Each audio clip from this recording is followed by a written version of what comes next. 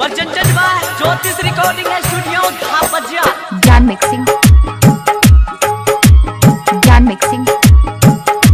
अभी आप सुन रहे हैं आर्यन अलबेला की प्रस्तुति। सिंगिंग बॉय प्रमोद देहाती। प्यार कइली हमरा से गोर की दिल कहे तोड़ दिलही। अच्छा प्यार कइली हमरा से गोर की दिल कहे तोड़ दिलही।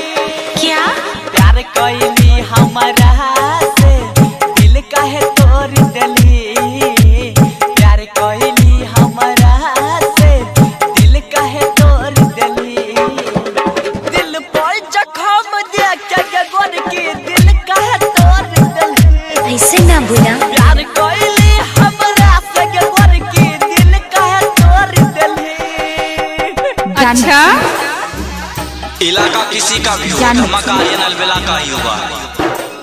ज्ञान मिक्सिंग दिल कहे तोड़ दिलही। ज्ञान मिक्सिंग दिल तोड़ दिलही।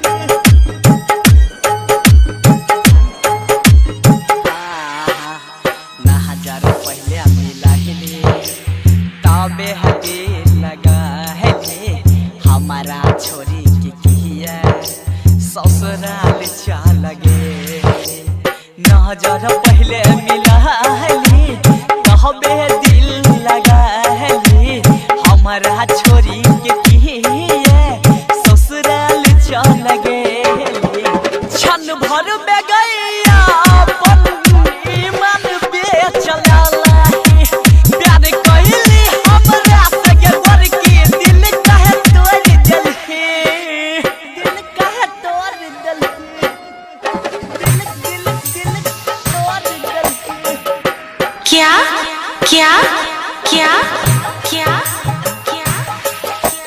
ज्ञान मिक्सिंग दिल तोड़ दिलही। ज्ञान मिक्सिंग तोड़ दिलही। ज्ञान मिक्सिंग दिल तोड़ दिलही। राजेश यासी के अपन माने रहे जाने गए तोरा पछा हम भै गेले बादना। अमन आर्यन के अपन माने रहे जाने गए तोरा पछा हम भै गेले बादना गे। प्रमोद देहाती के अपनाई के हमरा भूल गेला हमरा छोरी के आगे गोर की ससुराल चल गेल। दिल तोड़िए दली जो presented by ज्योतिष रिकॉर्डिंग स्टूडियो धापजिया। presented by ज्योतिष रिकॉर्डिंग स्टूडियो धापजिया।